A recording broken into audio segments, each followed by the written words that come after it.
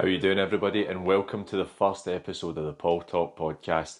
This is going to be a podcast where I will speak to a wide range of people from a variety of different professions. It's something that I've always been interested in doing, just to pick the brains of people doing different things who I find interesting. Hopefully, it's something you'll enjoy. My first guest is Mark Lewis, the fitness YouTuber. Mark has amassed over 175,000 subscribers. Mark calls himself above average. He's not interested in being the fittest man in the world. He likes to try different challenges and hopefully bring a bit of motivation to people. And also, he likes to bring a bit of comedy and humour to his videos, something that I think he's quite successful in. So, thank you very much for watching the first episode of the show, and I hope you enjoy this great episode with a top guest, Mark Lewis. Well, we're joined by Mark Lewis, YouTube extraordinaire, I would say. Mark, we really appreciate being the first guest on the podcast, and thanks for joining us. Well, thank you for having me. I feel honoured. So how have things been? I know you're a busy man. You've got your new Patreon podcast stuff that you're doing, and you've also got the channel. And how's everything been going? Yeah, it's been going very well. I've I basically made a staggering amount of additional work for myself in order to maintain a sort of a high moral stance on YouTube advertising, which I don't recommend to anybody with two brain cells to rub together. Don't do what I did. Well, your channel is it's become very successful in the last couple of years. But I'm looking to we'll chat about how this started for you. If anybody's watched your stuff before, they'll know that in your 30s you were not in the best shape, and then obviously now you're above average. So how did this journey start for you? Um, what kind of as simple as that. I mean, in my 30s, I was out of shape, and had kind of got to that point via a steady decline from my early 20s. So I probably spent, probably 21, 22 to probably 35, 36, just declining downwards. And then decided to stop that before I died, really. I mean, literally, it sounds quite sort of I don't know, dramatic, but I was, 23 stone, and was just out of breath doing anything. I mean, I was at a point where, although I was quite young, if I'd have had a heart attack, there would have been people that wouldn't have been staggered. Um, in fact, one of the things I enjoy now is that at the age of nearly 50, if I was to have a heart attack, people would be surprised. And that's my aim for life, is just to always be someone who, if they had a heart attack, because sometimes these things can happen, I can't stop that, but I do want people to be surprised that it happened. And at 35, they wouldn't have been, bizarrely. So, so yeah, I just started jogging and eating less, and really was as simple as that. Quite handily, this was 35. This was getting on for 15 years ago now, and it was before Instagram and TikTok and all that kind of stuff that would have made it an interesting challenge. I was able to just sort of get my head down and focus on getting in shape without having to worry about what the latest influencer was telling me to do. So it was quite a straightforward process. I was going to say a lonely process, but lonely in a good way. I just did what I thought made sense, and cracked on with it. And then before I knew it, I was early 40s, and just about above average. Was there a specific thing that thought made you think I need to change this? Like this is quite a small thing for me. I've always been quite fortunate. I played at a decent level of football. I was quite good at running and stuff. But when every time I start to put weight on, I kind of fluctuate a stone or two every now and again. And it's when I bend to my side to pick something up and I feel a roll of fat at my rib. And that's when I know, right, I need to do something. Was there anything in particular, small or big, that made you think I maybe need to change something here? No, in fact, I get asked it a lot, and I know what I would love to say is that there was this kind of big thing, and it kind of prompted a change, because I think people that are not yet started their journey are often looking for that big thing. They're kind of almost waiting for something in life to come along and shove them to where they need to be. And what I have to tell them is that that the prompt is very rarely a big thing.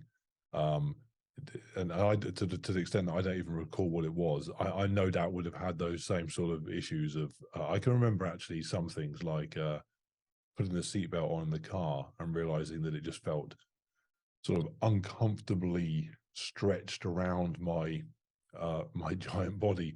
So there were little things like that, but there was no sort of kind of wake up one morning and think that happened, so this is now going to be the start. In fact, what I had was the opposite of that. I had many occasions where things were happening to me.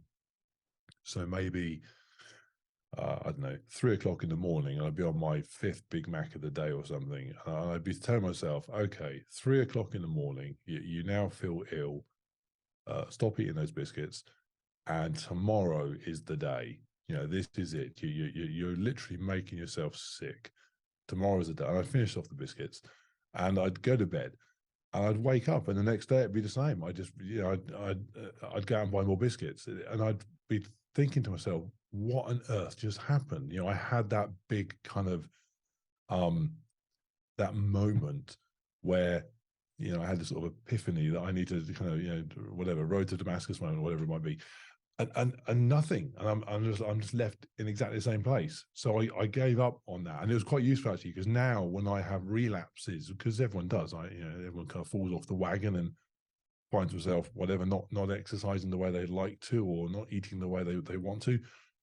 I remind myself that rather than looking for something big, or even something, for example, I never get bogged down in, I'll start my diet on a Monday, or I'll start it on the 1st of January, because that's just not how, for me, life works. That there will be something that triggers it, but it won't be anything that I could predict. It will be something ridiculous. It'll be hearing a song and just thinking, oh, I'm now, I've just heard that, I'm motivated to go and, whatever. Here's a daft one. I heard a song the other day that I'd not heard since the 80s. And it just made me think, oh, and I was in shape then when I was 16, and suddenly I'm off to the gym. It's just as random and daft as that. So for me, no, there was no real trigger. And I tell people often, don't kind of get bogged down looking for one. Just sort of, line up all your ducks in a row, so that when you do find that motivation, you know where your trainers are. The house is full of good food. Everything's kind of stacked in your favor, and then you're good to go. But yeah, so no, I'd love to be able to say to people, you hit this point and it's all good after that. But I never had that. I think you're saying you have your ducks in a row. That stuff's probably when you start getting yourself into habits where you don't have biscuits, you maybe have more fruit in the house, and then when you're hungry, you need to eat the fruit, or you just don't eat it. You touched on something there that I find quite interesting. I think that I've been guilty of plenty of times, and a lot of people are guilty of, is I'll do it on Monday. Or you tell yourself the night before, right, tomorrow I'll do this, I'll go to the gym before or after work. But it's making excuses in a sense. It's like, well, I tell myself that, but then you wake up in the morning at 6 in the morning and you don't really want to get out of your bed. So it's something I can relate to. It also makes absolutely no sense. My wife, Jenna, is terrible for it. She's terrible for saying on a Friday, well, I'll start on Monday, so let's order pizza. Uh-huh. And it makes no sense, because if what you're going to start on Monday or whatever, or your birthday, or whatever this random date is, if you're going to start doing something on that day that you truly believe is better for you than what you're doing currently, it makes no sense to wait. To exaggerate ridiculously, if you're a heroin user, the best solution is stop using heroin. What you wouldn't do is say, well, yeah, but I've got some left in the cupboard, so I'll use it up first. No, the solution is, throw the heroin away safely. Obviously, always dispose of your heroin safely, everybody. Yeah, this notion that there's something better that's going to come, but I'm going to leave it. And actually what it does is it tells you in your head subconsciously or consciously that actually what's coming on Monday isn't actually very good. You're not looking forward to it, hence you're postponing it. So before you even get there, you've just set yourself up with this idea that it's like going to the dentist or something. It's this thing that you want to shove a little bit further down the diary. Whereas really, if Monday and starting to exercise properly and training properly was, if you truly believed it was great, if that was the day you were going to get handed £1 million or something, you'd say, well, no, I'll have it on Friday, thanks. I'll spend some of that over the weekend. So I've never liked that idea of telling yourself, well, I'll do it then, because it just sets up whatever it is you're going to do as not being that appealing, because otherwise you do it now. If it's worth doing, do it now. Definitely agree. What was life like for you? You're 35, you were in wealth management. I literally have no idea what wealth management actually means. But what was life like for you in a role like that? I was basically fat and loaded. Is You managed your life well. That was the, yeah. I mean, I started in wealth management. If people don't know, or can't imagine wealth management, I started in the 90s, and if you watch, Wolf of Wall Street, you're not a million miles away, really. And so I kind of got in as that kind of culture was theoretically dying out, but it took a good few years to die out, and there was kind of good and bad. I mean, the bad was that it was simply a bad culture. It was full of horrible people with zero morals and so on. The good side of it was that well, kind of selfishly, I did very well financially, and actually it only took me a few years to get enough independence within that world, because I'd done all right, that I could sort of work the way I wanted to. So after a few years of having to sort of toe the company line in terms of, sales and targets, and just being a sort of financial advisor selling stuff that you kind of think, oh, is this going to be the next mis-selling scandal 10 years time? And it turns out it probably was. I was able to get to a place where I was able to work with predominantly older people, and did a lot of inheritance tax planning. Actually, that's what I spent probably the bulk of my 30 years in the industry doing, working with older people, doing inheritance tax planning for them, and was able to hold a very sort of kind of high moral stance on how I went about things. I was lucky enough that I'd done well enough that I didn't need to anymore get too bogged down with targets and stuff. I was able to just do what I generally believe was right for my clients. And they were, I mean, the stereotype, they were little old ladies that would kind of, give me coffee and biscuits, and we too many biscuits probably. And we chat about saving the money. And over the years they all did very well. I did very well. So it was a good job. It was just never particularly interesting. I loved talking to people, and I loved meeting people, and that side of it. I used to do seminars, and I loved kind of presenting information, but I was presenting information that I wasn't overly interested in. So for example, I'd go and see people and talk to them about their tax affairs, and it'd be a meeting that would last 4 hours, and it'd be 35 minutes of talking about their tax planning, and then the rest of it would just me talking nonsense to them. They'd say, oh, my grandson's just started working a gym, and before I know it, I'm talking about running, and it's just, we're off on a tangent. I just loved that. But I didn't love the job. But equally, had zero qualifications in anything. Left school at 16, so wasn't qualified to do anything. So every time I sort of thought, oh, maybe I'll do something else, my friends and colleagues would remind me that I was qualified to do nothing else. Certainly not do something else and earn the sort of money we were making. So I was literally stuck in it. I was stuck until this. I think it was something I was going to touch on later, was the variety of things that you've done. Like, obviously your fitness, you've been involved in running, but also course racing, high rocks, even stand up before you did all that stuff.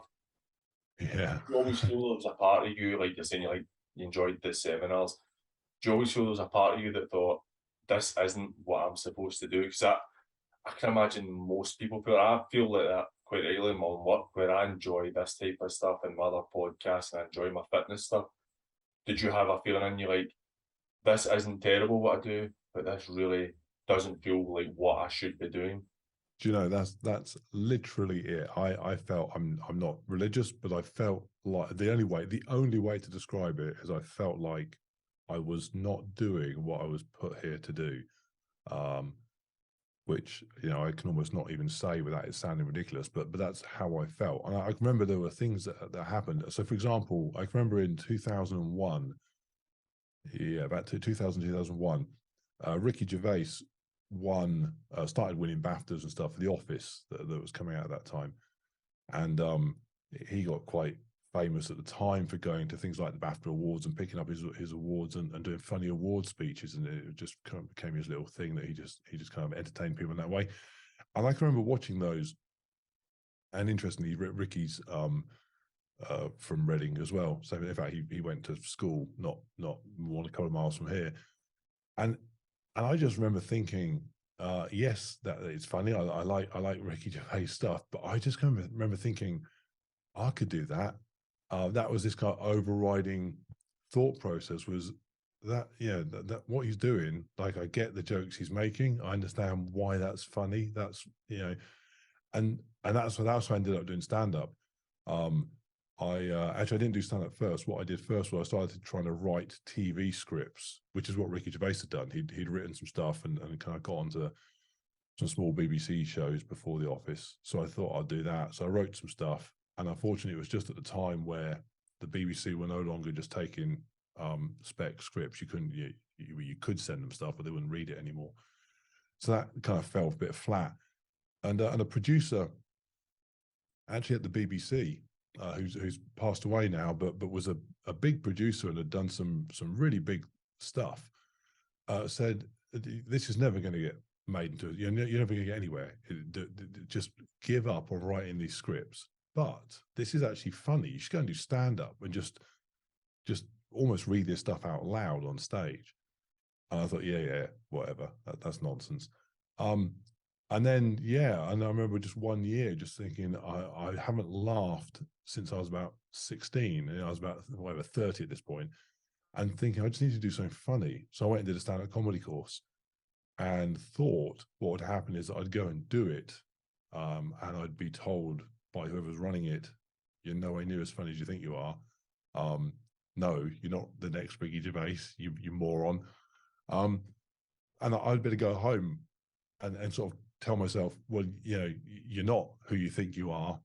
So all this sort of illusions of grandeur that you're here for some bigger purpose is nonsense. But I was going to say, unfortunately, I mean, who knows? Fortunately, at the time, I did quite well on the course and ended up doing lots of stand up and getting on TV in very, very small ways, but on TV, and realized that I could do that. Unfortunately, I was sort of early 30s and had, you know, 4 kids and a house and a mortgage and had a proper job, and so you can't get home at 3 o'clock in the morning on a weekday for having doing stand up and then 20 quid, and then also try and live your normal life. So it all kind of fell apart, and I was left with this hole, really, with this kind of this desire to write. I love writing and creating, which was stand up, and couldn't do it, had no means of doing it, and thought I'd lost the ability to do that forever, until YouTube came along, and I realized that it actually ticked a ton of those boxes. In fact, actually, it's better in a way, because I can write my stuff and do it immediately to an audience. I don't need to drive into London and get, you know, bottles thrown at me and by drunk students. I can just put it straight out there. The only downside to it is that the turnover of content is obviously brutal. So in the stand-up land, you know, I spent 9 months working on a 5-minute bit that was just this kind of really great 5-minute bit that you could take onto, well, I did take onto a TV show. Whereas in YouTube, every day I have to wake up and come up with a new 5-minute bit, as it were. And again, that's not how every YouTuber works. Obviously, there'll be people listening to this that have YouTube channels that think, well, what's this guy doing? He's making life incredibly hard for himself. You don't need to write, sort of this kind of great comedy content to stick out on YouTube on a regular basis. But it's the bit I love. That's just the bit I enjoy. If I write something for a video on jogging a marathon and there's not a few laughs in it within a couple of minutes, then I kind of feel that I'm kind of going in the wrong direction. I think it gives you a great platform. We're going to touch on the YouTube stuff. Something that interests me is how you went through the process of eventually doing a stand up. We're talking about you feel like you kind of weren't put here to do what you were doing, wealth management. It seems seamless when you talk about it, like, well, I decided to do comedy, so I did comedy. But I imagine you're from a very working class background where doing things where it's almost like the arts in a sense is frowned upon by your mates and stuff when you come from a working class environment. Comedy's possibly a bit different because it's funny, but what gave you, was it an easy transition? Just you went, okay, I'm going to do this. I didn't tell anybody. Is that I mean, right? as easy as that. I didn't tell anybody. Do you know, as you were asking that question, I was thinking, what are you talking about? I have no problem at all with kind of going into that world. But then I suddenly thought to myself, actually, reminded myself, I didn't tell anybody. I didn't tell anybody. My kids, my wife, my wife at the time. I just went off on 6 successive Saturdays into London. Did this stand-up comedy course. I think I told a couple of people that did ask that it was a public speaking course, which it kind of was, and I sort of therefore I was able to sort of justify it because it would help with my seminars and stuff. But yeah, I didn't have the the balls to say to people, no, I'm going to do a stand-up comedy course. But probably because I thought people would laugh and say, not laugh in a good way. They'd laugh like, ha ha, you idiot. And so yeah, although very quickly on the course, I remember on the day one, we all sat in a group. There's probably about 12 of us. And I'm still in touch with a few of the guys now. And we went around the group and people had to kind of describe what where they were from. And most of the people were either existing stand-ups wanting to get better, or they were already involved in the arts. So they were actors, actresses, and they wanted another string to their CV, really. That's really what it was. And also they get to me and I'm a financial advisor. And I thought, oh man, this is going to be, I might even come back next week. I'm going to be so useless.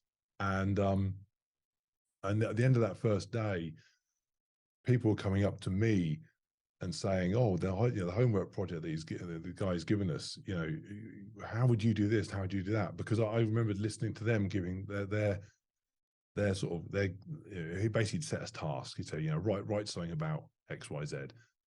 And then you'd get up and people would kind of critique it. And somebody would get up and they'd do their bit. And then the guy would say, anyone got any feedback? And everyone's too embarrassed or too scared to give their feedback on someone else's performance because they got to give theirs next. But I wasn't. I can remember thinking, no, the way that person said that is, it'd be better if they did this. And there's just some simple things that can be done like that. And so I felt very naturally, very quickly that I remember thinking, this is not necessarily what I'm meant to be doing, but I'm very comfortable in this world. And then, but yeah, didn't tell anybody I was doing it really. Because I suppose the reality is that had I told people, a lot of people, it would have been, I don't know. It was just a conversation I didn't need to have, so I didn't bother having it. I don't think I told my parents. I don't think I told my parents until I was on TV. I remember I said to them at one point, I'm going to be on TV tomorrow on like ITV9 or something. You have to scroll right down the list of channels to find it, but it will be there. And they found it. They actually enjoyed it. In fact, funny enough, the TV show I was on was a kind of Britain's Got Talent for comedians type thing, and I got beaten on it by then unknown Josh Widdicombe, who's now Josh Widdicombe. So my mother, every time she sees Josh Widdicombe on TV, she hates him because she regards him as being the kind of person responsible for ending my stand-up career. that's the man that's funnier than you. Yeah, and well, every time she sees him, she'll say, "Oh, you didn't see that terrible show that he's on. He's still not as funny as you. I don't know why they voted for him." Um, I think Rachel Riley was one of the judges, and she voted. She voted for him. So she doesn't like Rachel Riley either. So I didn't. Actually, that's an interesting point because what it shows is that when I did start telling people, people actually were actually fascinated by it. For stand up is a bit strange. Yeah, if I said, "Oh, I'm going to go and be in, I don't know, Macbeth or something," it might have been a bit different. But stand up does have, kind of working class. I mean, Ricky Gervais is a perfect example. Ricky Gervais is from a part of Reading that isn't the best. I mean, he's a perfect example. So no. When I told people in the end, they were fine with it. Yeah. Well, that's you see that the kind of work class stuff. So Martin Compston, obviously, Line of Duty and stuff like that, the kind of famous Scottish actor. Yep. So he's from like 15 minutes from where I live, and I'm friends with some of his friends, but I don't know him. And I remember listening to him talking about it. He's from a very rough area in the west of Scotland, and it's like his friends, even though he did a film Sweet 16 when he was 16 and it was very successful in relative terms, his friends slagged him for years, and then he did Line of Duty, and then they started taking him serious as an actor, and you're like, well, I've been a working actor for the last 15, 20 years, but because of that working class mentality, it was like, oh, I'm not really, he's not really an actor, I don't really want to tell people my friend's an actor. No, their friend's Martin Compston. Yeah. No, it is.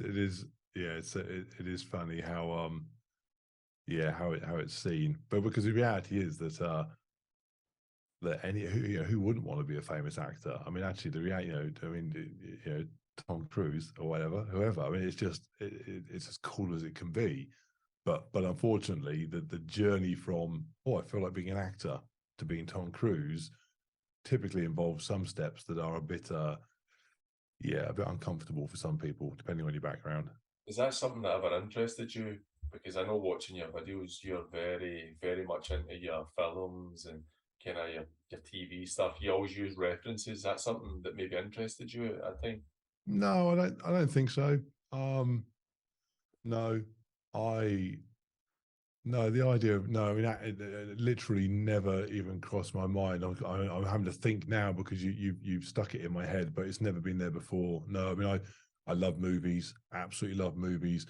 Um, I love great writing. You know, if I was going to do anything along those lines, I'd rather write. I'm what am I watching? I'm watching The West Wing at the moment, for example, Aaron Sorkin, and so I love TV shows like or films like that are I love as I'm mumbling away here, I love kind of articulate dialogue and structure of language to make it whatever dramatic or funny or whatever. I love all of that. You know, a lot of my YouTube time is spent scripting what I'm going to do and making those scripts as perfect relatively as they can be given the time constraints. I love all that. I love working with words and making them kind of funny or whatever it might be. We'll go back. I've got some feedback coming in there. Have you got that as well, or is that just me? Oh, I think it's just you. Make sure my phone's not too close to the laptop. Okay, no, I'm good now. It's gone. That's maybe what it was then. It's funny because I'm in an outside office here, and every now and again we get police helicopters because we're close to the M4. We get police helicopters fly over the top as they're chasing gangsters down the M4, and so occasionally I have to pause while These interceptors going by. The 5-0 fly past. Yeah. We'll go back a touch. Something I was quite interested in. I've listened to a podcast you did before, and also one of your videos you did before on YouTube. You were talking about your work and meeting your wife Jenna, who asked you in a meeting quite inappropriate questions that everybody taken back. Grossly inappropriate. Yeah. Which watching your videos, I generally don't get the feeling that inappropriate bothers you too much. No, it impressed me. It was inappropriate, but it was also amazing. It was and I don't mind inappropriate at all. So that was good. So It worked. I married her, so. at that period, is that when your fitness journey is coming along and you're kind of thinking about YouTube, or was you still kind of, was that a pipe dream at that time? YouTube was non-existent. So that would have been, I met Jen in 2014, and I didn't even start the YouTube channel till 2018. So no, when I met her, my fitness journey was, so my fitness journey very simply was too fat and didn't exercise, did a lot of running and dieting, and got the right weight and pretty good at running. And then after that, I started to move into things like obstacle course racing and basically kind of broadened what I did. So I met her just before I started doing that. So I was in reasonable shape for whatever I was then, 40. I just turned 40 9 years ago now. It flies by. So no, so I'd met her because she's actually how she was 25. So she was 25, I was 40. So there was a bit of an age gap. So I was in, I'm trying to remember what sort of shape I was in. I was in good enough shape at 40 to secure at least secure a couple of dates with a 25-year-old. So yeah, I wasn't as, I mean, that wouldn't have happened 10 years before. Bizarrely, had I been 30, she would have laughed in my face. But at 40 and yeah, about 8 stone lighter, odds were in my favor. So but no, YouTube wasn't on the agenda at all. In fact, she decided to continue a relationship with me, despite the fact that I hated my job and was miserable about it all the time. And she would be the one that would often tell me, "Do something else," you know. What? And I'd be like, "Yeah, but the money," and she's like, "Who cares? Do something else." And I always thought, well, yeah, it's easy for you to say that. You know, 25, you're a kid. What do you know? And she was right, absolutely right. I should have done something else sooner. Oh, well, actually, I say I should have done something sooner. I mean, it's easy to say that. What else could I have done? I don't know. Until YouTube presented itself as an opportunity, it's quite hard to imagine what I could have done, other than sort of go back into London and start doing stand up again. You know, who knows where that would have gone? But it statistically, it wouldn't have gone well. It's also, it's a very, I can imagine it's a very hard world to break into. You need to know a lot of the right people. Yeah. Yeah. Yeah. Yeah. YouTube started to be September 2018, but it was a challenge, I suppose, with your son that led to it. Yeah, he had. So he was so 2018. So 4 years ago now. He's now 16. So he was 11 or 12. He had a YouTube channel. I knew nothing about YouTube. I knew nothing about video editing. I knew nothing at all. If someone said to me, I don't know, cut. You know, cut, even that sort of the basic terminology of editing, cutting this and slicing that. I just knew nothing. I can't describe how little I knew.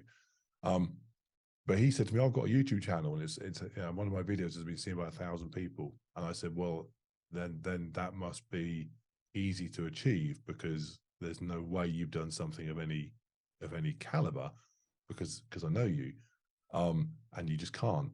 So whatever you've done must be easily replicatable by me." And he said, "That's really mean. I bet you can't do it." So I spent thousands and thousands of pounds on IMAX and cameras and everything, and basically set about trying to get 1,000 views on a video. I mean, it sounds both ridiculous and stupid and abusive of my child all at once, and it probably was all those things, but it worked, and I crushed him. Yeah, I even went to.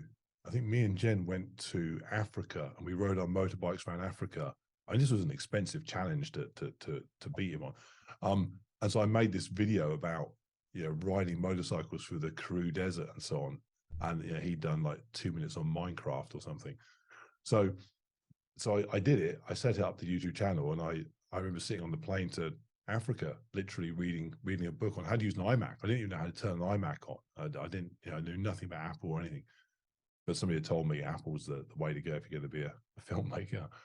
And after 2018, I was then left with this channel that had this one video on it about motorcycling, and nothing else. That kind of takes us into 2019, and I thought, well, I'll stick a GoPro on my head when I do these Spartan obstacle course races that I just started getting into, and I'll stick those on YouTube in case somebody wants to see what it looks like, because I'd be looking on YouTube to find those sort of that content for me to see what a Spartan race involved. I couldn't find it, so I thought, well, I'll do that, and that people might find that interesting. And some people did, about 8 of them probably. And I was blown away that 8 people that I don't know would want to watch something that I'd filmed. It was incredible. And sometimes they'd even comment. I was like, wow, no, this is mad. Billy from Ohio is asking me a question. So I kind of got quite into it. And then, so from 2019 until pretty much this time last year, I had this really weird journey where YouTube grew very slowly, but it did indicate that its growth was such that it was going to continue. So I had this this really quite weird. I tell you what it's like. It's like walking past a cash machine and it's accidentally spewing out £10, and you kind of think, well, I'll stand here and pick them up. It's like, well, how am I going to stand there for? Because is it going to keep doing them? It's like, well, it appears to still be, I'm going to stay here all night at least.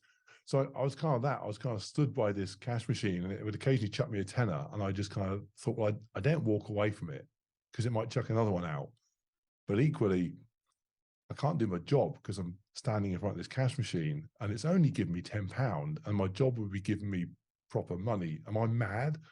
So I had a couple of years of just getting really low views, relatively speaking. At the time, obviously they're amazing, but looking back, they're almost non-existent. Getting very, very small amounts of money. I mean, literally $5 a month and stuff like that.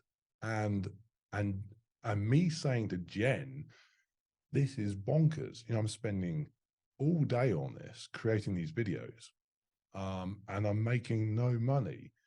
But she'd say, yeah, but look at the graph. It's still going up. What if it continues? I mean, yeah, what if it doesn't? And she said, well, why wouldn't it? And she was right all the time. I mean, I must have quit YouTube 50 times. And every time she said, do not do that. You hate your job. At this point, I did hate it. I mean, I enjoyed it for 29 years. And the final year, it just did my head in. And she said, you hate that. You love what you're doing. Just give it another couple of months. And so I'd kind of come back into here, my office, and just churn out another video and learn another thing, because I still didn't know what I was doing, and still don't. I mean, every time I do a video now, I still learn a new way of doing something that for many people doing YouTube would just be the basics, but I'm still only a few years into it. And the numbers grew and grew and grew, and then they got to a point where they just sort of jumped quite not hugely. I'm not a giant YouTuber at all, but they jumped enough that it left me thinking, oh, I might be able to slide out of my old job here and do YouTube, which seemed only a year before just bonkers. I think something that people don't quite grasp is the amount of work that goes into, like, say you do a 10-minute video, like, you talk about script and stuff, and I know that you take quite a lot of time in scripting it. You can see with the way that you don't do all those crazy jump cuts and stuff because you've made lots of mistakes, you've worked your way through it. And also the editing. Was there a specific point that you decided this, or obviously there was, but was there a specific point where you started thinking this might be viable? And also, you said you quit it a lot of times as well. Was it kind of at a time you're thinking, I actually want to do this? Or you're saying the numbers are too small, I just can't? I mean, I can't say I'll answer that one first, because the reason I quit was because what I was doing just made no sense. So I would spend, I'd be at my desk at 5 o'clock in the morning, and I'd be editing. I'd be working right the way through till midnight sometimes, and I'd think, I'm only halfway done. I've got another 2 or 3 days to get this video up. And meanwhile, my job isn't being done. So there's that, and I sort of worked for myself, but I still had I still had some sort of pressures from companies I worked alongside to be doing a certain amount of work. So it just wasn't working. It just made no sense. So I'd be going to bed at night thinking, today made no sense. You know, even if this video does twice what the last video did, it's going to make me $50 maybe. Whereas if I'd just gone to work today for even 3 or 4 hours, I'd have made potentially thousands of pounds. This just doesn't make sense. And that's why I kept quitting, because it was just nonsensical. And Jen, she's not bogged down by things like being sensible. So to her, it was just like, well, you know, who cares if it's not sensible? Just who cares? Which is why we work quite well together. I'm kind of, I was going to say old and sensible.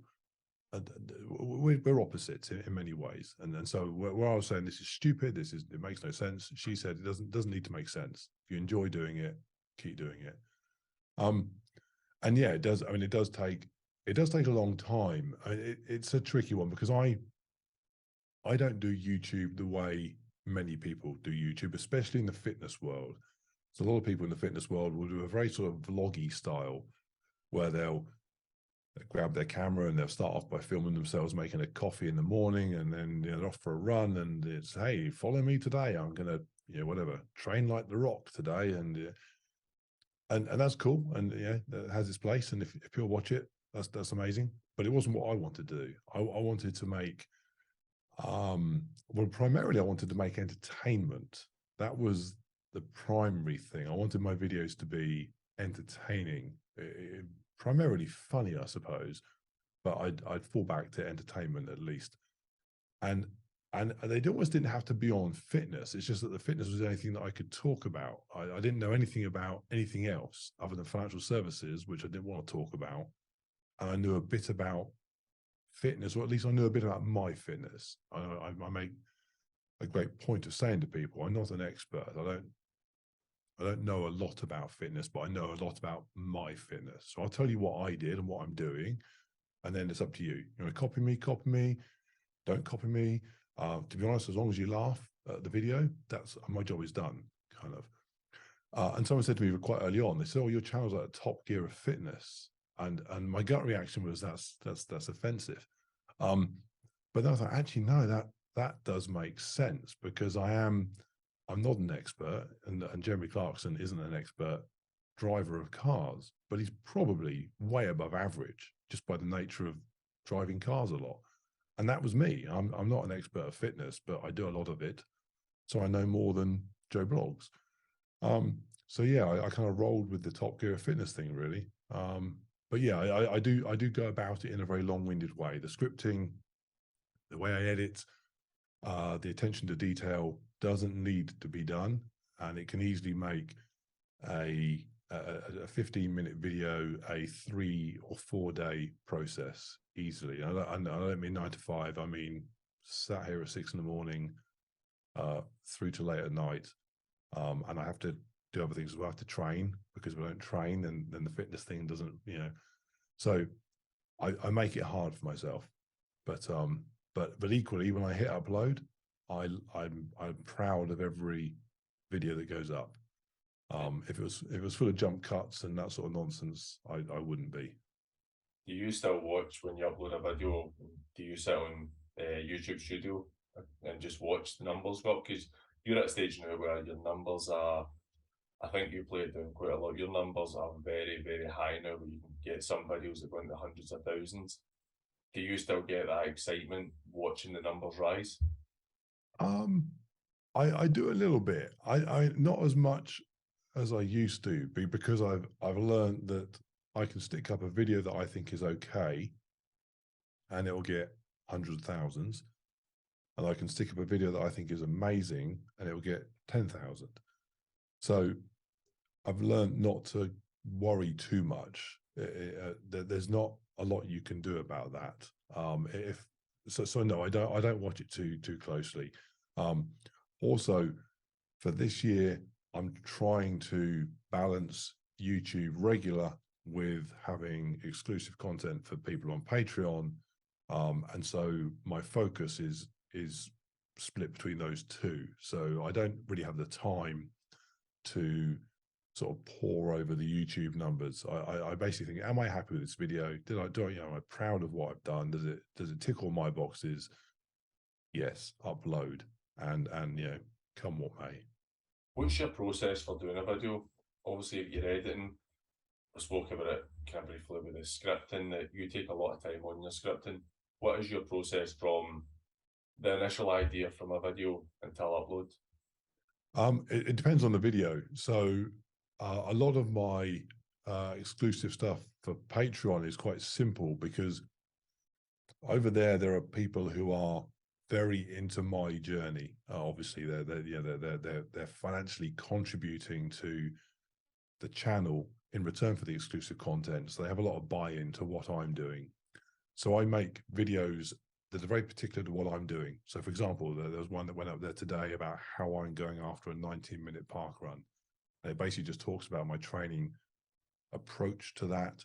The targets I'm going to use. It's quite it's very specific to me, but equally people can take from it for their own journey too. So those are quite simple. That took me all of yesterday and half of today. So that's a simple one. And it's quite simple to script because I basically just imagine, if we sat down in the pub or something, you said to me, how are you going to run under 19 minutes for a 5K? And I just described to you what I was going to do. That's how I script that. I just talk to the computer, voice recognition on, and just tell it what I want to tell. Then I go back over it and tighten it all up. That's an easy one. A more complicated one is the one we're going to be working on this week. So, for example, we saw while we were driving to High Rocks in Manchester, we listened to rather the Andrew Huberman podcast, who's a neuroscientist guy. He was talking to a guy about fitness, and the guy had some examples of fitness tests that he would give people. And so basically, the Huberman podcast had these fitness tests on it, and we thought, hey, they'd be fun fitness tests to do.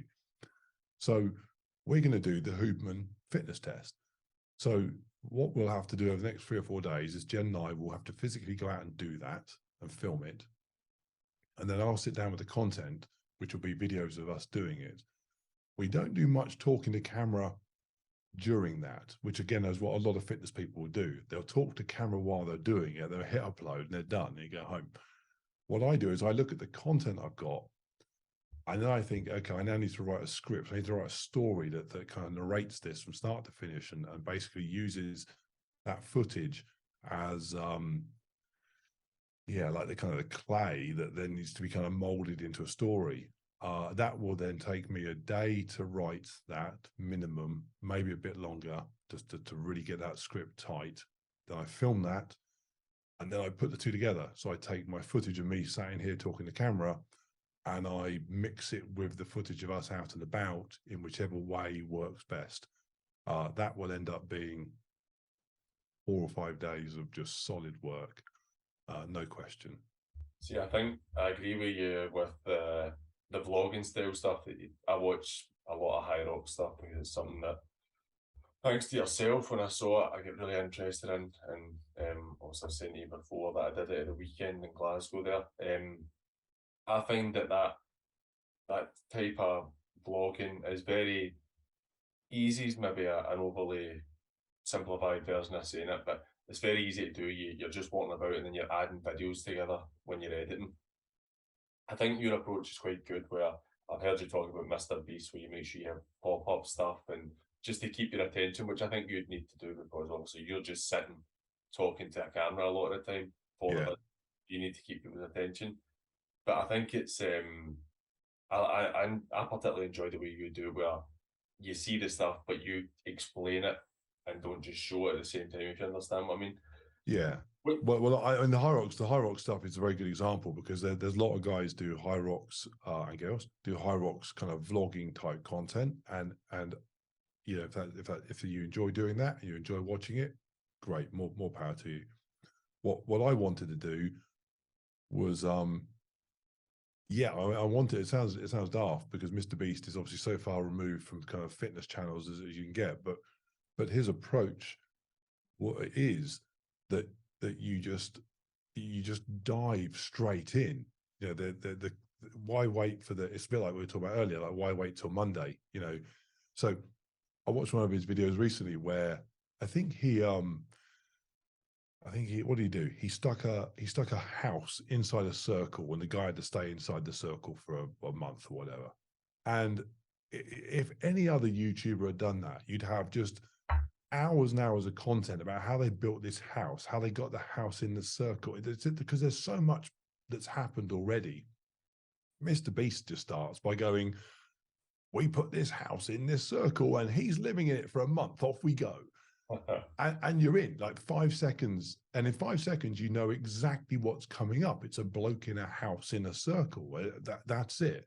And if you want to watch that, you're going to stick around for it.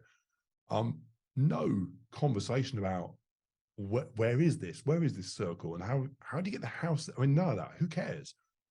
And so when I do high rocks, I think, do the people watching really care about, you know, me sat in the car saying, "Oh, you know, we're on the M40 and we're halfway there. I'm about to stop and get some sandwiches, and it's going to be so, we're so excited." And do they really want that?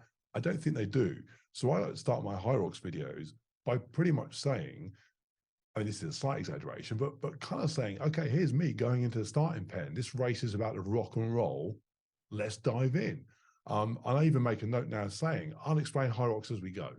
Like, because who cares to a certain extent? It's a human being running. You know, you'll figure it out. In the same way, if Mr. Beast can put a house in the field, I can just jump straight into a race without having to explain too much. So, and people seem to just seem to like that. It's very quick and it's very easily consumed. But then on top of that, I then try and make the commentary that goes over it, entertaining, motivating, and informative. They're my kind of three key things. You know, if I'm talking to someone about something that they're watching, if it's not informative and telling them something that they might well need to know or might not know already, or it's not motivating them, they're not going to be listening to that thinking, yeah, you know, or they're not laughing, then why is it in my script? You know, what's it there for? I can remember this is something that I recommend anybody that thinks about scripting something ever, do this, which I did on my stand-up comedy course. The guy running the course said to us, I want you to find the script for your favorite bit of stand-up. So I went home and I downloaded off the internet the script to Bigger and Blacker, Chris Rock, from, crikey, a few years ago now. And I downloaded the script, and I've watched that stand-up show many times. So I know the bits off the top of my head. And I'm looking at this script, and I'm thinking, hang on a minute, half the words are missing. This isn't the script to Bigger and Blacker. This just isn't. And so I put the VHS, I put it in the machine, and I'm watching the stand-up, and I'm reading it.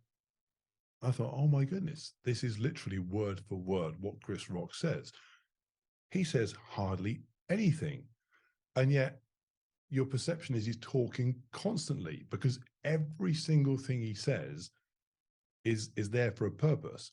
And so what that taught me to do, which we were taught, was, you know, when you read through your script, you know, every single word, why is it there? Does it need to be there? And there are so many examples where people will say, you know, that they'll write things in such a way that they'll very often double up on, and there's a good example. Very often, what's wrong with just saying often? If I was writing a script, often, very often, what, you know, it's like that line from, here we go into it's that line from A Few Good Men where Demi Moore says, "Oh, I object," and he overruled, "I strenuously object."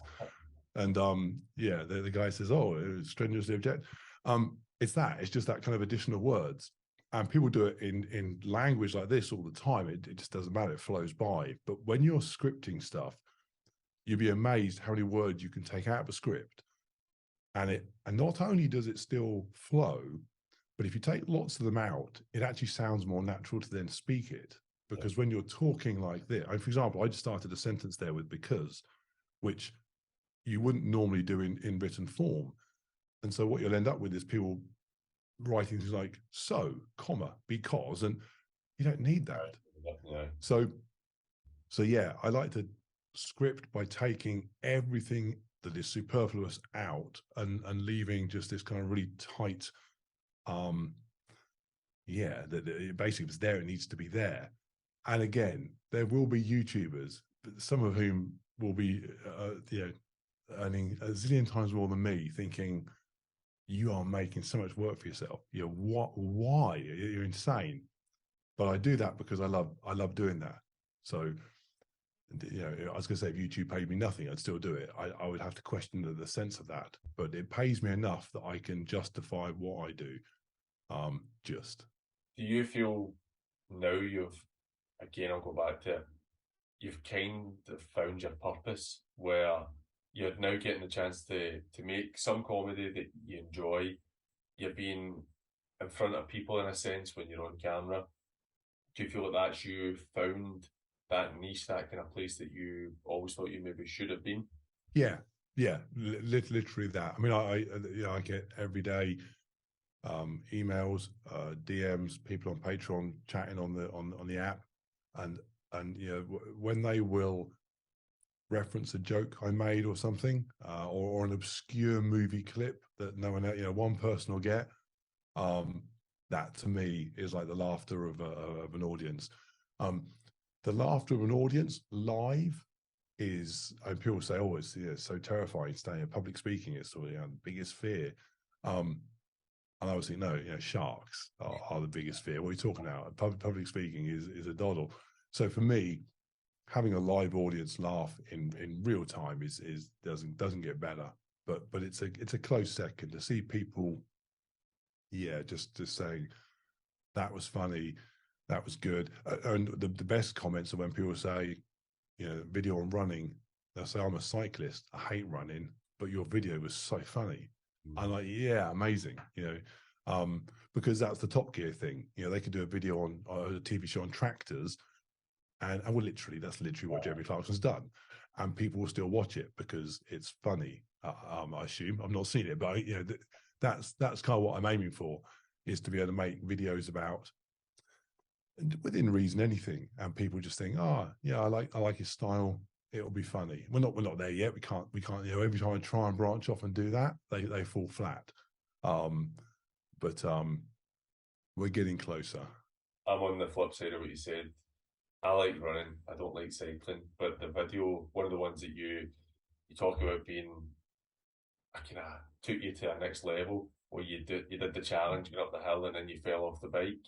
Yes, I found that quite funny. And this obviously wasn't scripted, but I found the part where you're on the bike and you start falling and you go, "Oh fuck," and you just I thought that was a part that I thought was really funny. It is, yeah. I mean, what's interesting is that you need, well, I say you need, one of the things that does propel a video onward is stuff like that. It's that kind of slapstick almost, which is very hard to conjure up in the fitness world, because it basically requires you having an accident of some sort, or something going wrong. So I've done a few ultra marathons and stuff that are just, I'll almost guarantee myself some form of problem, because people do like to see that. And then when you blend that with some, hopefully slightly witty commentary over the top, it just ends up being this kind of perfect storm of slapstick and written comedy, and also entertainment, information rather. And because when people watch things like the cycling video, I've had a lot of people say to me, I hate cycling, but I saw your videos and thought, actually, that doesn't look too bad at all. I've gone and bought a bike. So even when we're just kind of mucking about, we're still trying to leave people, not necessarily kind of changing their sport for another one, but at least finding what we're talking about interesting. And for example, we've done videos on things like speed walking. I don't expect people to take up speed walking, But I did hope that people would sort of leave the video with a better understanding of speed walking, and that seemed to happen. The same when I do things like talks about veganism and stuff. I don't expect anyone to become a vegan, because you might be a vegan and listen to me and start eating burgers. Who knows? That doesn't bother me too much. But just the idea that people can find interesting information along with all the kind of messing about stuff, that appeals. I think it's the more human nature as well, where you're probably catching people watching things like speed walking. Like, I'd imagine 99% of people do not care about speed walking. No. Yeah, but a lot of that more natural thing where we speak about go back to the high rocks stuff. I really enjoy watching the kind of almost elite guys working with a hunter back down and stuff. Yeah. He's quite funny to be fair, so maybe he's a bit different. But I like watching it and maybe trying to aspire to it. But at the same time, I used to do a lot of running a couple of years ago before I got an injury, and I was pretty good. Like I was like a 17-minute 5K and stuff, and I was pretty good. Not excellent, but good. But there'd be times I'd be sitting on the couch before going out for a run, and I would be there for 10, 15 minutes, but I don't want to go. I do not want to do this. But eventually you would. Whereas these guys make it seem like, oh, I love doing bench press, I love doing sled push. That's all I ever want to do. And you're like, that's not true. Yeah. It's interesting. The elites in any sport, it's interesting as to who's watching them, because obviously they're inspirational, but they're not relatable. Hunter McIntyre is a perfect example. If you're running a regular high rocks in an hour and a half, or even an hour and 15, well, I've done it in an hour 10, and I still can't relate to him doing pro level in 55 minutes. So it's very hard to see what they're doing and relate it to your own life. And then you look at how they train, and that again, if you've got a 9 to 5, it's very hard to think, well, okay, well, I could train 3 times a day, and no, you probably can't. And so once they've lost the relatability side, that typically they don't then, because they don't work on it, there's no sort of personality that comes through in the video. They might have an amazing personality, but you have to work to get that to come through on a video. Hunter obviously is funny, but I would sort of caveat that by saying he's American funny. Not sophisticated funny. Yeah. So I find him funny, but I know a lot of people. It's hard when you're very, very, very good. You have to be really, really funny. Otherwise, you just come across as quite arrogant. And I don't mind that, because I get that accusation a lot myself, and so I'm fine with it. But it's a tricky line to walk when you're really, really good. Anything you do that's a little bit witty is seen as punching down. Whereas because I'm sort of in the middle a little bit, I can be I can get away with a bit more, because I'm a bit less threatening than the best in the world. So it's interesting with the elites. I'm very happy to be at the level I'm at. There's nothing gained by me being much better than I am. I have this sort of window that I need to operate in, and it is perfect. Well, that's something you actually mention quite regularly on your videos, where you're above average. You've broken 20 minutes, which is one of those kind of benchmark type things in a 5K. We like to have, it's like the 3-hour marathon and stuff like that. To get to the next level, like you're saying there, you need to commit far, far too much time and effort to go past being good to being very good or excellent. And I think it's something it's not obtainable for most people having families and work-life balance. No, and also, why would you want it? That's the bottom line. Why would you want? I mean, I'm currently working towards getting a sub-19 park run, and I'm constantly questioning myself as to why, because if I do an 18:59, I still won't be super fast. There'll still be kids there beating me. I'll be fast for my size, my age, and so on. But really, why? And who cares? It's just funny enough. I was on I was talking to a chap on my own podcast today who did high rocks at the age of 70. And I was saying to him that I've realized at the age of 50 nearly. And so he must know, and he did, agreed, at the age of 70. When your life is kind of winding down, whether that's because you've reached old age or you're lying on your deathbed, when you kind of look back at the cool things that made up your life, they are probably going to be, that. I mean, for me, I can tell you, for me, it's the sunsets I saw in Namibia, riding across Namibia. It's motorcycling across the deserts with my wife. It's my wedding day. It's things my kids have done. It's not my park run, and no matter what my park, if I had a 15-minute park run, it still wouldn't be my park run. That park run is never going to beat, the Milky Way in the Namibian desert. It's just not. And to get to the Namibian desert, I needed to be fit and healthy, and that was it. I didn't need to be elite anything. I just needed to think, I want to go and do that and do it. So, yeah, really, life just comes down to kind of clocking up experiences and seeing things and experiencing things and doing that with other people. It really isn't about the things that ironically people spend all their time thinking about. It's not about especially young men now who spend all their days just kind of fixated on their bicep insertions and making sure the lateral raises are going to make sure that their medial deltoids are proportionate to their posterior delta. Why really? No one cares. In fact, the only people that do care is other young men. That's it. They care. No one else does. Girls don't. Girls just care that if you go out for dinner, you're going to be charming. That's all they care about. And not an idiot.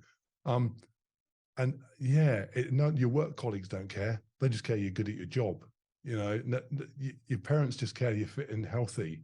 In fact, just alive. Really, parents just take that. So who cares apart from other bros on TikTok?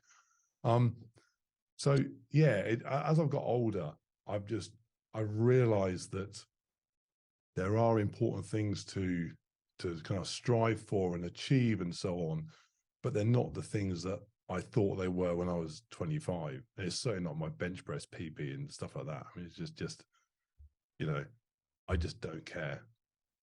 You've done, obviously, you started with park runs and you've done also course racing and high rocks. What is it that drives you then? You're saying you don't care. You obviously care enough. You want to be fit and healthy like most people do. For me personally, with that stuff, like I said, I've played football, did running, now high rocks. I feel like I'm the type of person, I need the challenge every now and again. I don't need it all the time, but every now and again, I feel like I need something to work towards, just to give myself a wee push to say, I'm still relatively young. I'm 35 soon, but I feel like my fitness is slipping away from me a bit, and I need a wee challenge just to say, well, you can still do it. What is it that drives you? Yeah, I mean, I have a desire to be fit and healthy. I'm married to someone that's 16 years younger than me, and jokes aside, that's a thing. I'm very well aware that my wife, who's in her early 30s, looks at her friends in their early 30s and thinks, oh, I could have married someone in their early 30s like my friends have, and I've got this bloke that's 50. So it's important to me that I don't kind of let her down, her decision making down by looking like the average 50-year-old. So that's important. It's important the same for my kids. I want my kids to see me as being, I was going to say above average, but actually it's not that, because I would love to be average. I would love that everybody was just fit and healthy. So above average is not the thing that I strive for. Well, the only reason I strive for it is because average is so mediocre at the moment. It's just a pity that that's the case. So I want my kids to see me as being an example of how a 50-year-old can be. You don't need to be like the average 50-year-old.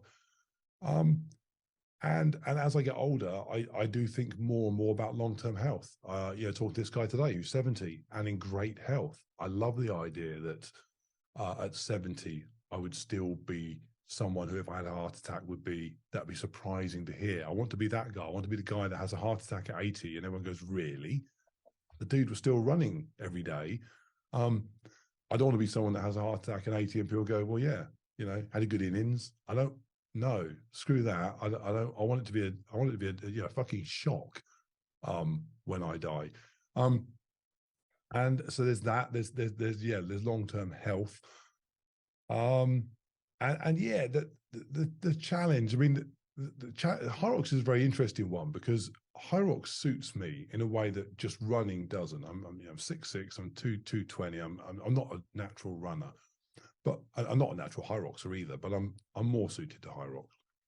And so there is a part of my brain that thinks, oh, you kind of buckle down. You can train really hard, and you might do relatively quite well. I could certainly push to win my age groups. That would be a realistic target. And so I tell myself that is a goal because it then lends to all the things I've just mentioned. If I've got that as a goal, then I'll do the training, and that helps with everything I've just said. But there is a part of me that just thinks, but I don't really care, And so what I have to do is it's a kind of aim for the stars and you'll reach the moon kind of thing. I think, well, okay, bang, I'm going to aim to be, top of my age group in High Rocks. But if I come in second or third or fourth or fifth, who cares? That will do. So I sort of trick myself. I tell myself that's your target. But yeah, in reality, for example, I've podiumed at High Rocks second place, and I loved getting second place. I wouldn't have wanted first. I mean, someone said to me, "Oh, it's a pity that you only missed first by 10 seconds." I said it couldn't have been better. Couldn't have been better. I have no desire to be first. It just means nothing to me. But being on the podium is cool.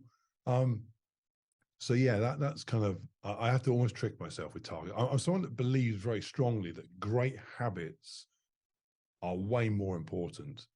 I would rather, and I'm not great at this, but I know if I was, everything would be better.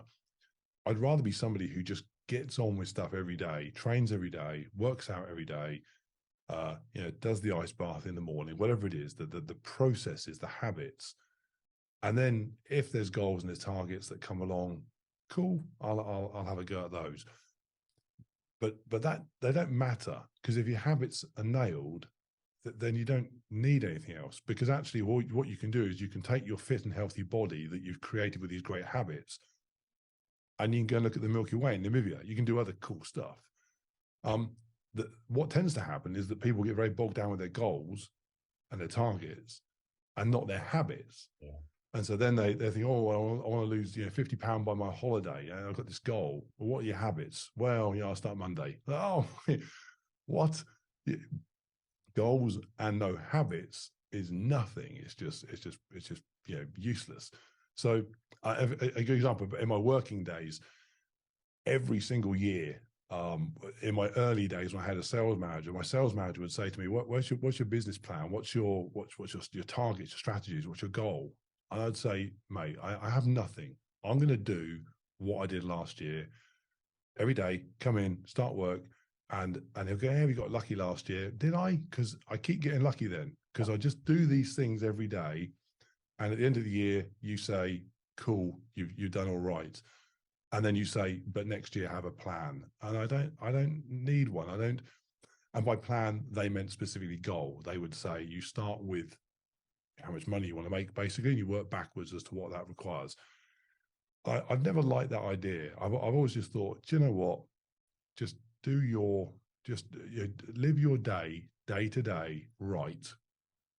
And in fact, I've lost it. I had it down somewhere. This is a perfect example. I saw today on the, I'm now worried he's going to listen to this.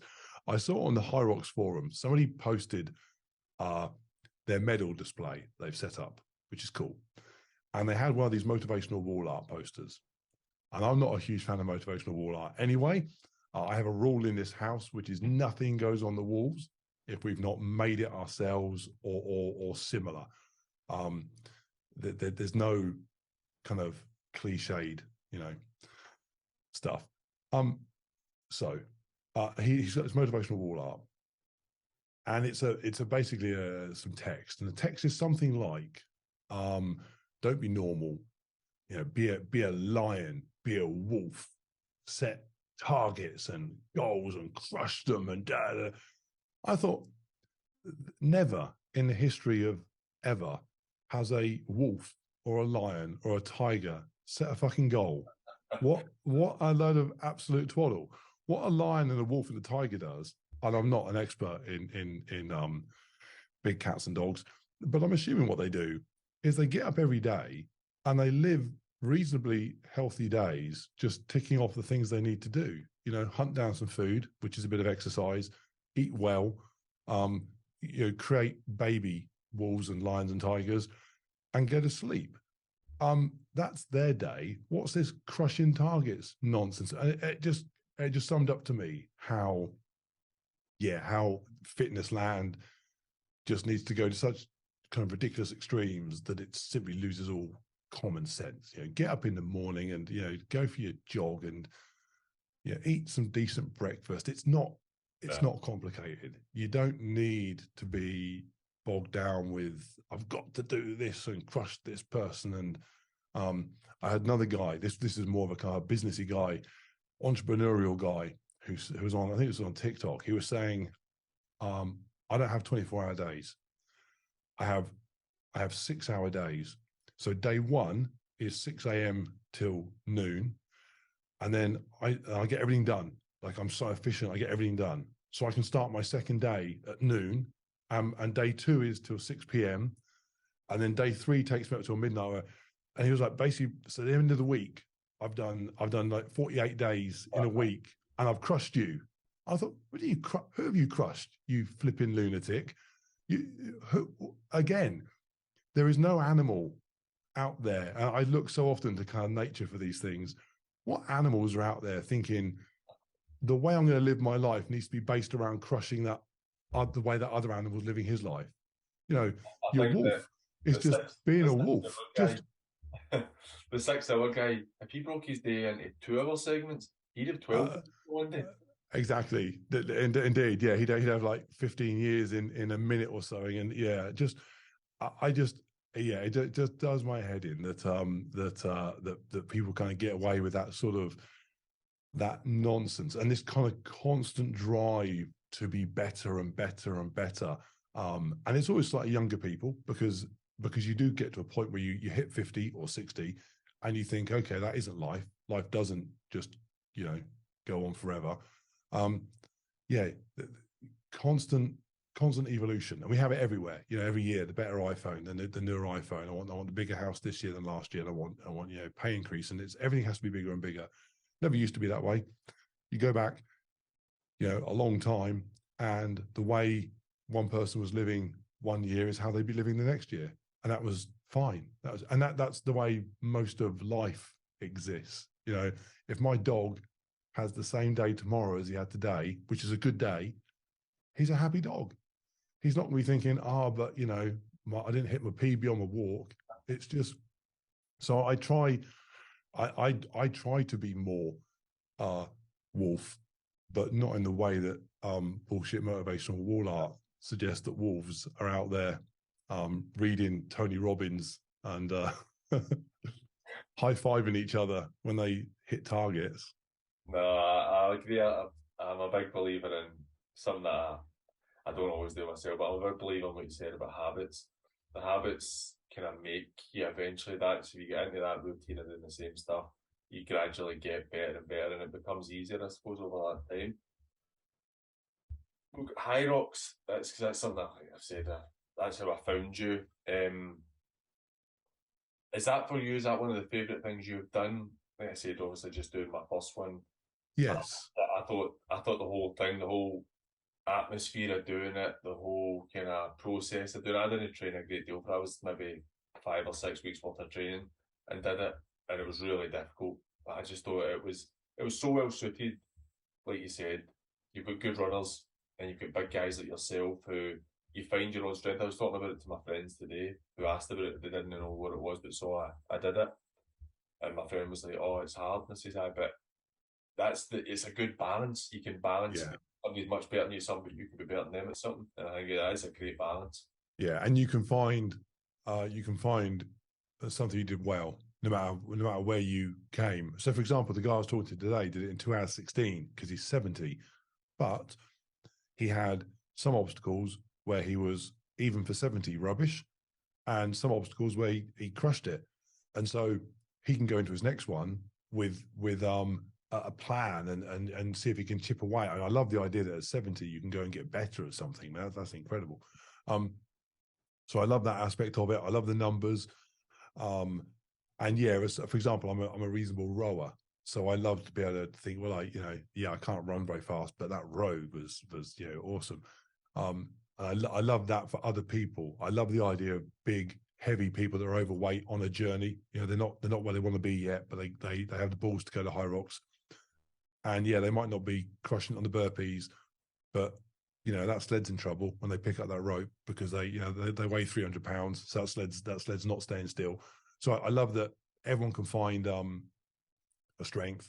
And it's also just, I grew up in the 80s. So when was I born? 73. So mid 80s, I started training, and everybody then wanted to be Arnold or Stallone. And it was all bro splits, and you train your biceps on Monday and your triceps on Tuesday, and it was that, and I love the hybrid nature of high rocks, which actually hybrid is such a daft term really, because actually it was what until recently was just exercising. It was just working out, but we've all got so obsessed with legs day, back day, and I love now when I go train, I jump on the treadmill and I'll do some intervals, and I'll get off the treadmill absolutely exhausted, and go and grab some dumbbells and run around the gym with some heavy dumbbells, and then go over to the rack and maybe finish with some rack pulls or something.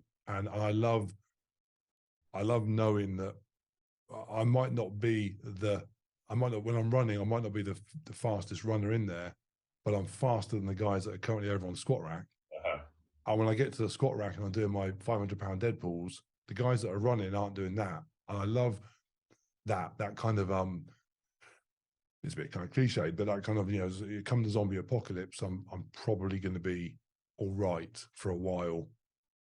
And not specializing in anything doesn't matter. I'd rather be someone that can, if I go running on an ultra marathon, it sounds daft, and there's a log in my way, I'm strong enough to pick it up and move it out of the way. I just like that kind of primal, that ability to do things that clearly the body was evolved to do. When I'm running through the woods, it's the best example of that. I just feel like I'm talking about, what were you put here to do? When I'm running through the woods, especially with my dog, I literally feel that. I feel that I'm not sure this is what I was put here to do, but this is what my body's designed to do. It's designed to just run gently through the woods, no question. That's something I find that I like. I don't particularly enjoy going to the gym and lifting weights, but I like the functionality. I like, even though it was a lot harder doing it at high rocks, I like the sled push. I really enjoy that. So I think I'm 15 stone, so being a bit heavier than most guys that do it, I found that a bit easier. But I was a bit disappointed when I did it at the weekend there that I had a join in the carpet right on.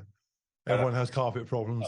It was horrible. It was so much more difficult, but I do agree. I like the functionality of it, and I think that's probably why I think it's going to be so successful. Is that there's a bit there for everybody if you're. Yeah, but the sled push is a great example. There's something, again, I find very just primal about pushing something. It just, here's an example. My dad is 84, never set foot in the gym in his life, but I still wouldn't want to arm wrestle him. He's just got old man strength. So never set foot in the gym. I can guarantee you he's pushed plenty of heavy things around, whether it's the dishwasher or starting the car, just pushing shit. He's done. He's never done tricep extensions, He's never done Bulgarian split squats. You know, there is just something very, I mean, functional is the perfect word about pushing stuff, pulling stuff, running. Yeah, I love the farmers carry. It's yeah. There is no better word for it than functionality. It's just the body doing what, in an ideal world, if you're fit and healthy and you have all your relevant bits, you should be able to do. In fact, you should be able to do. If I was, and this was very dangerous. If I was ever in power in any sense, if I was in government, I'd send everyone off to high rocks. And if you couldn't do a high rocks, you needed a really good excuse as to why not, or you need to start training so you can do a high rocks. And then we'd have to find jobs for all the nurses and doctors because we wouldn't need them in 20 years' time. Half of them wouldn't be required anymore. Because they could retrain as high rocks marshals. Before we finish up, what's the future for yourself? And I know that Jenna's now kind of getting involved in the channel and been kind of watching her progress as well. What's the future for the both of you? It's as simple as we carry on doing what we're doing, and we see where it goes.